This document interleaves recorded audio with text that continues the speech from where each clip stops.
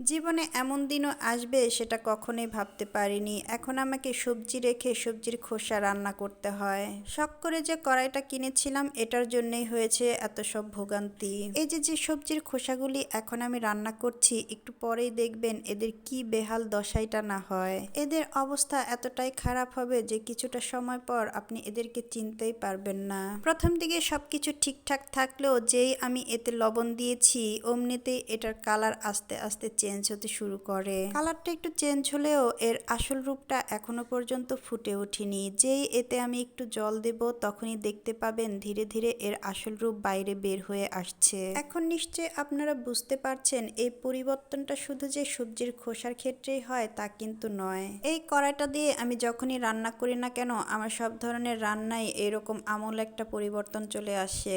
রান্না করতে সময় যতটা বেশি লাগবে পরিবর্তনটাও ততটাই নিখুঁত হবে।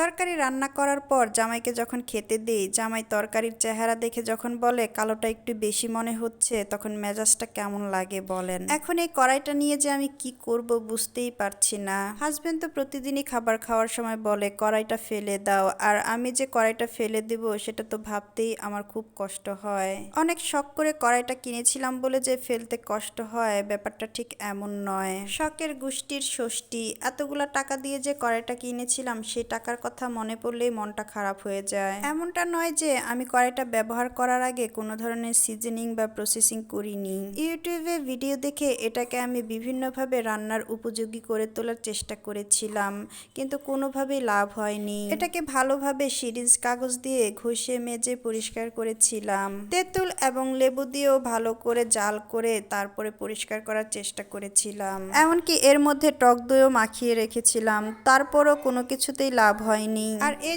যে এতক্ষণ দেখতে পেলেন তেল মাখিয়ে এটাকে সিজনিং করার চেষ্টা করছি, এরকম ভাবেও কয়েকবার করেছি। এত কিছু করেছি তার একটাই উদ্দেশ্য, তরকারিটা যেন কালোটা একটু বেশি না হয়। অনেক বেশি সুন্দর হতে হবে না, একটা স্বাভাবিক রং আসলেই আমি খুশি। এখন তো এই কড়াইটাতে রান্না করতেও আমার ভয় হয়। প্রতিদিনই একটা আতঙ্ক নিয়ে আমি এটাতে রান্না করি। এত কিছুর পরেও শুধু একটা আশা নিয়ে বুক বেঁধে আছি, হয়তো রান্না করতে করতে একদিন এটা স্বাভাবিক হয়ে আসবে। আপনাদের কি মনে হয় রান্না করতে করতে একদিন এটা স্বাভাবিক হবে, নাকি এইরকম ভাবে আমাকে কালো তরকারি খেয়েই সারা জীবন পার করে দিতে হবে? আমার হাজবেন্ড যখনই এই তরকারিটার চেহারা দেখে তখনই বলে, নাও এখন বেশি বেশি করে আয়রনযুক্ত তরকারি খাও। কালোটা একটু বেশি তাতে কোনো সমস্যা নেই, কিন্তু এর মধ্যে প্রচুর পরিমাণের আয়রন আছে। কথাগুলি যে আমাকে খোঁচা মেরে বলে সেটা কিন্তু আমি বুঝতে পারি। যাই হোক, সকলে ভালো থাকবেন, সুস্থ থাকবেন। আর এই কড়াইটা প্রসেসিং করার ব্যাপারে কারো যদি কোনো ধারণা থাকে তাহলে অবশ্যই আমাকে কমেন্ট করে জানাবেন। টাটা।